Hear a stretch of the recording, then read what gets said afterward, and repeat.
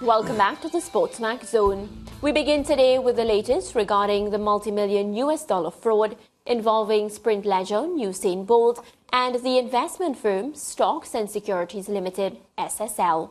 The management of SSL disclosed that they only learned of the fraud when a member of Bolt's management team visited their office on January 11 to state that a former SSL employee, Jinan Panton, had been to the offices of Wellgen to confess and request assistance in paying back other clients that she had defrauded. Panton is expected to face criminal charges in the coming days. So, Leighton, of course, this is a situation, a saga that we've been discussing on the SportsMax Zone for some time. Of course, we've tried our best to keep our viewers updated as the events unfolded, as the investigation is being conducted. I have never spoken to you about it. No, well, good thing you haven't, because, look, SSL released a very lengthy statement this week, 7 pages. And I don't know what to believe, honestly, because here's the thing. In that statement, they emphatically denied that they tried to wind the company up, okay? Subsequent to that, the Minister of Finance released the documents proving that they were trying to wrap the company up. So am I to believe anything else that they said in those statements, whether or not they found out in January that $2 billion potentially of Jamaican dollars of Usain Bolt's money went missing? I don't know what, I don't think I'm particularly convinced by anything that they say, given the fact that this blatant lie that they did not try to wind the company up. Because if they are willing to not be forthcoming about that, am I to trust anything else that they've said? That being said, the whole thing for me just is very unfortunate. Why? Because we're talking about probably the most significant icon to come out of Jamaica in a long time. This is a man, it was just the other day I was watching the World Championships in 2009 when he set those amazing world records which still stand today, and what he meant to Jamaicans and what he continues to mean to Jamaicans. And for someone or some group of people, because I don't believe that any one individual is involved in this, to be involved in taking virtually the entire amount of investment that this man has made in this company, for me is unfortunate. And that they said that they only discovered this in January. What kind of internal auditing is going on? Because look, we understand that this might be a complex issue because, you know, as we've heard from experts so far this week, that it will take significant work from forensic auditors to be able to unravel what has taken place.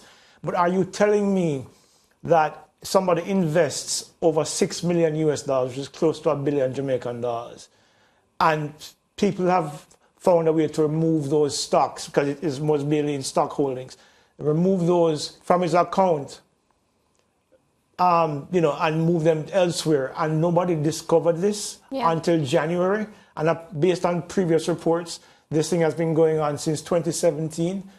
I just have a hard time wrapping my head around that being any kind of, you know, any reality. It beggars the imagination in terms of what that reality actually is. Yeah, and of course, you know, also reports, just to add to what you just said, reports that every time he would put money into SSL, you know, just within a couple of days or whatnot, it would be removed from the account. We discussed that on the show as well. So we're going to continue now, and of course, let's just continue with what we have to discuss.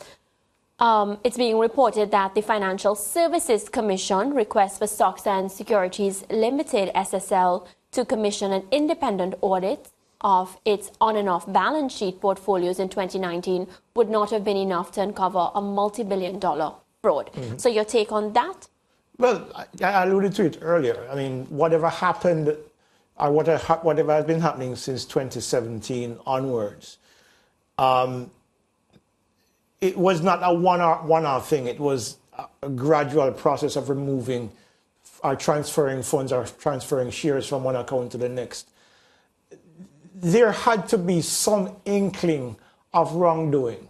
I'm not saying that the fullness of it would have been uncovered, But you're telling me that nobody picked up on this? We're not talking about $100 or $200. It's millions. It's millions of dollars. And it's US dollars right? too. Yeah, and you're talking about significant movement in shares, and you're telling me that nobody picked it up? Leighton, so have you ever invested in any company here in Jamaica? I have an account at SSL. Yeah? Yeah, absolutely. And how did that go for you personally? Well, we get statements every so often about what your account is doing, and Have you ever checked to see if those statements were accurate? that's the thing. You see, you put your faith in these companies because you invest. I bought a whole bunch of shares, and they're being held there. Who was your advisor? Guess who? Jinan Panta. There you go. So, so you meet these people, you because of what their expertise is, you put your faith in them because these are companies that are trading publicly. So you go there, you get your shares, you have your account, you get your documentation, and you pretty much leave it up to them, and you trust them, just like when you put money in the bank.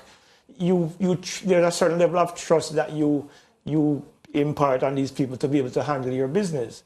But no, we got an advisory that pretty much things are on hold until the investigations are complete. So we don't know whether or not we're going to get fair return on that investment, or what's going to happen to whatever our holdings are in those accounts. So it's a very unsettling situation, and I suspect that for people who've had significant more funds than I have, it will be extremely worrying, because for the Usain, for example, that money, as he said, was for his future. Huh? His pension. He has business going on. Of course, he has those interests. He still has funds coming in. He's not broke by any stretch of the imagination. But if you put aside money with the intention of growing those funds for the days when you want to put your feet up finally, for it all to go missing is absolutely disturbing. Yeah, and I just want to remind our viewers, as much as we discussed the Bolt situation in particular, of course, as Leighton outlined, there are so many other people that have been affected, and I just have an issue with, people taking your money, Leighton. It doesn't matter if it's $5, if it's $10, people work for their money. And of course, I'm looking forward to seeing what happens in the coming days, and, we'll continue to follow the story. And it's not your money, so leave it alone. And, there's a school of thought in this country that there are people who never believed that Usain Bolt deserved the riches that he earned over his amazing career, and are less sympathetic towards that situation. But it's ridiculous. He earned it, and he's worked hard, he's trained hard, he's brought pride to this country. I mean, back in 2009, his media market value was estimated at over $300 million US. That's money that the tourist board would have had to spend to get an equal amount of exposure for Jamaica. That's what he brought to Jamaica.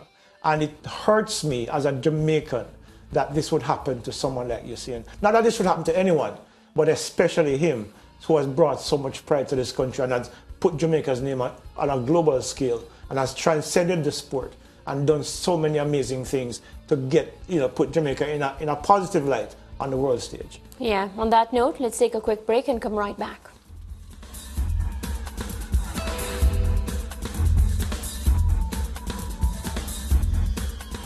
Stay with SportsMax on YouTube and follow us on all social pages for updates, news and entertainment.